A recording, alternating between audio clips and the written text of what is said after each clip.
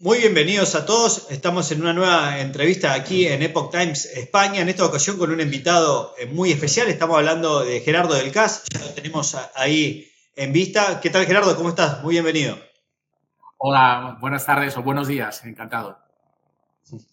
¿Qué tal? El gusto es nuestro. Creo que hay un poquito de delay. Vamos a ver si no hay problema en esta conversación. Lo convocamos a Gerardo porque es un especialista, es ingeniero, ha sido consultor, tiene una amplia trayectoria, entre otras cosas en temas energéticos, que es lo que nos convoca hoy, porque además hoy es un colaborador de la Fundación Disenso y tenemos la noticia, que no es tan noticiosa en realidad, de que hay una disposición de la Unión Europea de que para el año 2030 todas las viviendas que son ineficientes energéticamente no van a poder ser vendidas ni alquiladas. Eso es lo que dice la disposición, a la que España obviamente adhiere.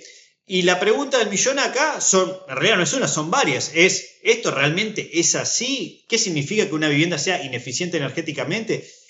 ¿Cuál es el trasfondo de toda esta disposición? ¿Es realmente cierto de que no vamos a poder vender ni alquilar nuestras viviendas en el mercado porque nuestras propiedades no se ajustan a todas estas normas burocráticas? Bueno, son un montón de cosas que por eso lo convocamos aquí a Gerardo para que nos aclare un poco de qué se trata todo esto, si es viable o no y cuál es el trasfondo. La primera pregunta, Gerardo, es, a ver, que nos pongas un poco en órbita de qué se trata esta medida de la que muchos españoles no lo saben. Bien, esta medida consiste en limitar los derechos individuales de propiedad sobre determinados activos inmobiliarios en función de la calificación energética que cada uno de ellos tiene. Esta calificación energética es obligatoria desde hace ya unos años y categoriza a los diferentes inmuebles en función de unos conceptos como el grado de aislamiento, el grado de consumo energético que tienen y tiene una calificación que funciona unas categorías que van de la letra A a la letra F o a la letra G en función de esa eficiencia energética. Entonces, amparándose en esa categorización y en ese supuesto beneficio para el medio ambiente, lo que se está promoviendo desde Europa es una limitación a la propiedad privada y un estrangulamiento de la oferta inmobiliaria. Los objetivos no van por la vía o no buscan una mejora salvar el planeta o beneficiar el medio ambiente, porque esto es realmente, pues como decimos en España, el chocolate del loro. El impacto que tiene a nivel global es mínimo, es ridículo, sino que permite al Estado hacer aceptables o hacer digeribles determinadas medidas que van en la línea de limitar esos derechos sobre la propiedad privada de los ciudadanos y de las empresas. Bien, ahora, si no tiene el fin, según te estoy siguiendo, de mejorar la calidad energética o que sea más eficiente energéticamente o de mejorar, contribuir al medio ambiente y demás, ¿cuál es ese trasfondo? Me decís, es ir en contra de la propiedad privada. ¿Ese es el fin real o hay otra cosa? Bueno, aquí hay una cuestión en si se amplían los ámbitos y los campos de libertad individual y de derecho a la propiedad privada o si se van constriñendo. Y lo que está sucediendo en Europa, especialmente en España en los últimos años, es lo segundo. No es un secreto que el gobierno actual tiene un problema a nivel inmobiliario en donde los precios, tanto para la adquisición como lo que es el alquiler de los inmuebles, sean para vivienda o sean para actividad económica, están sin parar de subir. Sin embargo, el problema que podría tener una solución, digamos, clásica, que es la oferta y la demanda, pues si están subiendo los precios, incrementa la oferta. La solución que se está buscando no va por esa vía, sino que se va por limitar los precios, por limitar los derechos, por condenar, por ejemplo, el uso de las viviendas, de los alquileres temporales, cuando es el uso privado de un activo inmobiliario. Entonces, hay muchas justificaciones.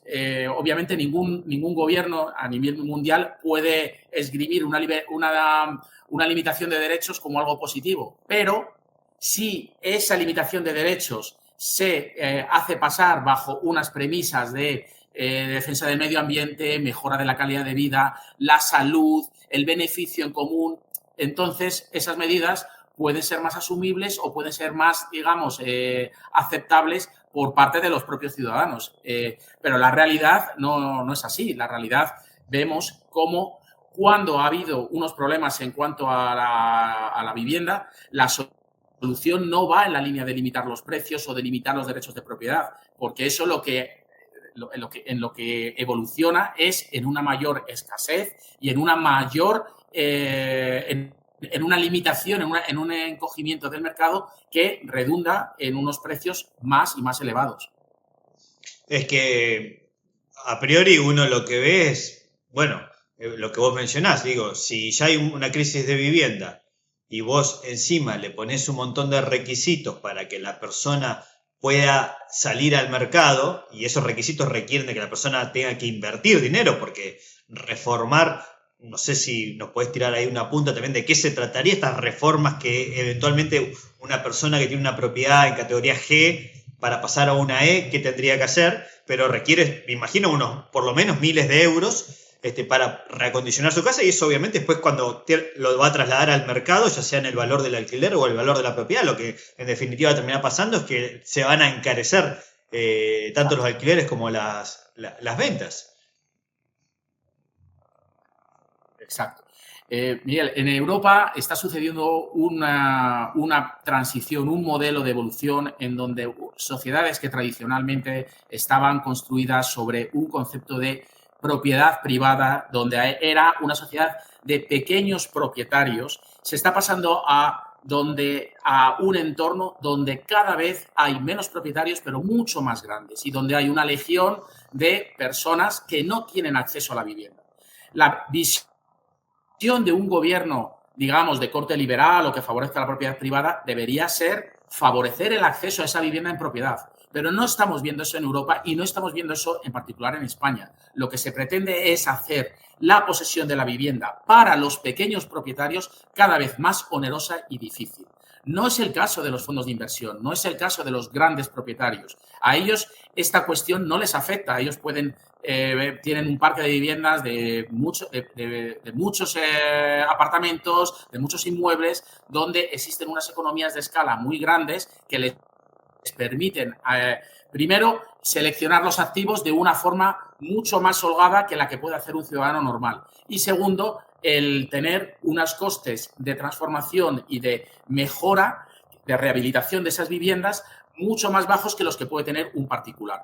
Entonces, se está replicando un modelo que ya existió y que fue en la Unión Soviética de penalizar a la propiedad privada para que prácticamente se vea al propietario como alguien, digamos, al que se le puede poner de forma sucesiva distintas cargas y distintos costes, porque básicamente se asume una visión en donde si eres propietario automáticamente es que eres un rico, es que eres un poderoso, y el gobierno tiene que estar defendiendo a los que no tienen esa propiedad. Sí, de hecho, el que puede, las viviendas nuevas, capaz que sí tienen ciertas características acordes a estas nuevas regulaciones, pero la absoluta mayoría, creo que es alrededor del 80% de las viviendas en España, no tienen esas nuevas, lo que es el aislamiento de las ventanas y todo ese tipo de cosas que son tecnologías nuevas, independientemente de si funcionan o no, si están bien justificadas o no, no voy a eso, sino que digo, en definitiva, estas medidas lo que evidentemente perjudican es a los sectores de menos recursos económicos.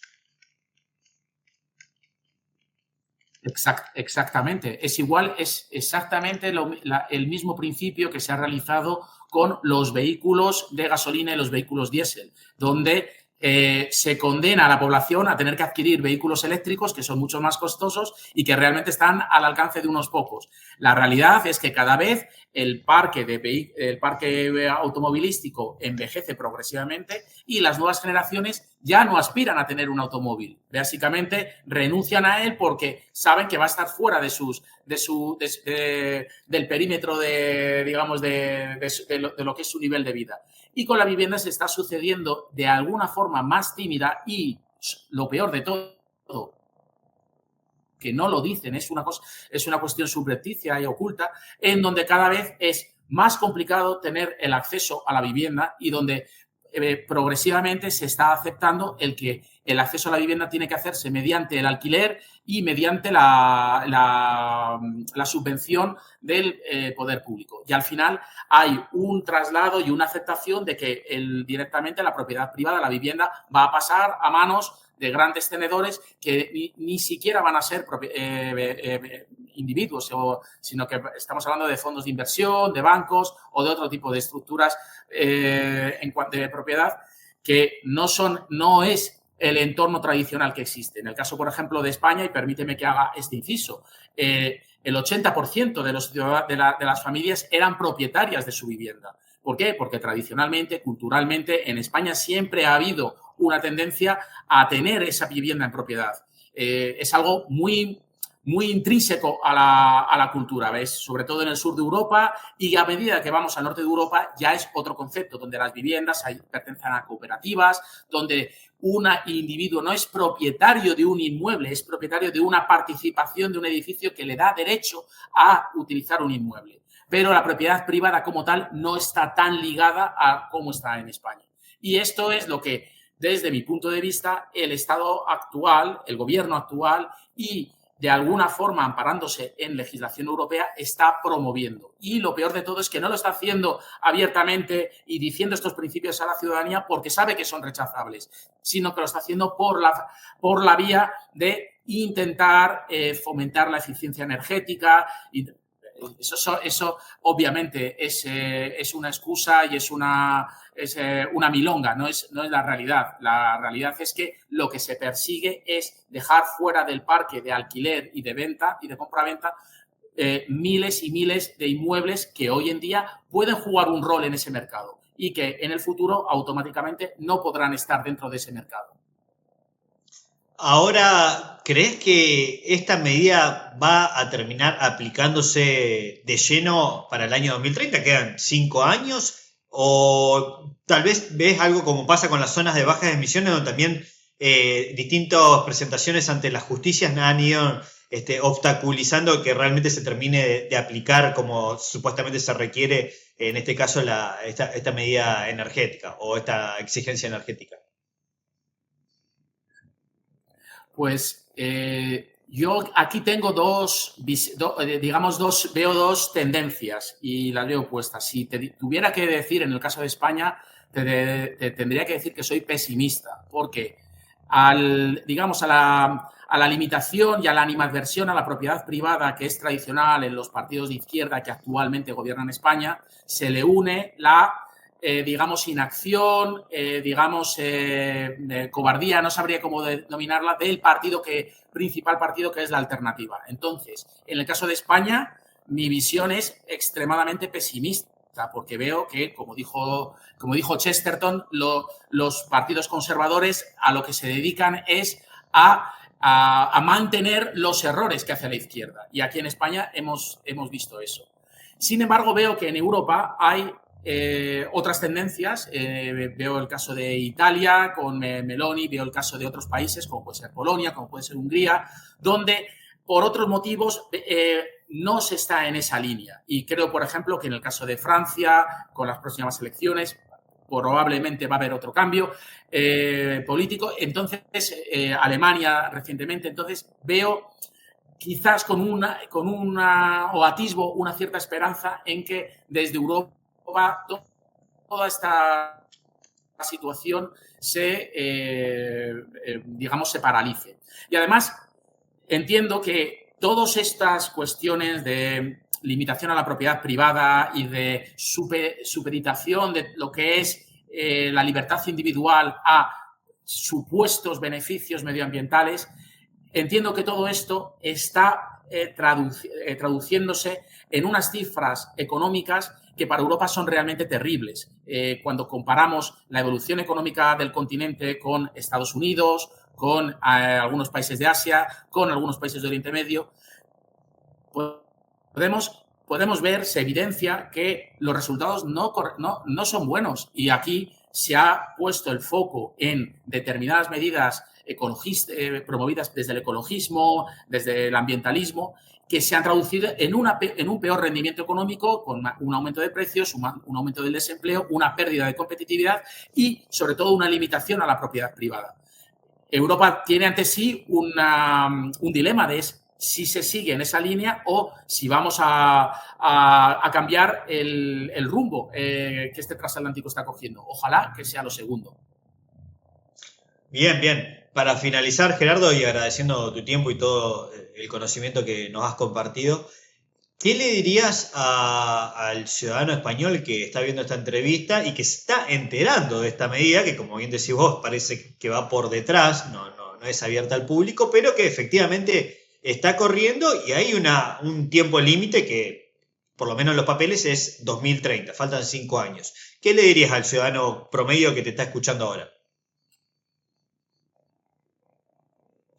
Pues a mis compatriotas les diría que tienen que prestar atención y que las ideas tienen consecuencias, las acciones tienen consecuencias y que cuando ellos votan de una forma indiferente o de una forma, digamos, asumiendo que todos son iguales, la realidad es que llevamos muchas décadas en donde se ha ido progresivamente perdiendo libertad y perdiendo capacidad de adquisitiva por parte de los ciudadanos españoles. Y que cuestiones que a las generaciones de nuestros padres eran, digamos, accesibles, como tener una vivienda, tener una o dos viviendas, tener un vehículo, poder tener unas vacaciones, poco a poco se están convirtiendo en lujos y en monopolio y en privilegios que solamente algunos pueden tener porque se supedita toda esta libertad y toda esta capacidad a determinadas premisas medioambientales.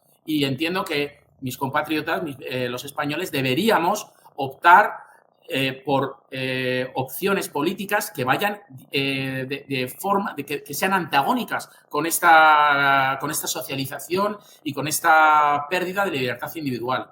Y el problema es que hoy no tenemos un enemigo que tenga una hoz y un martillo y una estrella roja y que podamos identificarlo fácilmente con el comunismo y con unos principios inmorales y peligrosos. Hoy lo que tenemos es enfrente son unas ideologías que se visten en medio ambiente, tolerancia, cuidado del planeta, pero la realidad es que el objetivo final es siempre limitar la libertad individual. Muchísimas gracias, Gerardo, por esta conversación.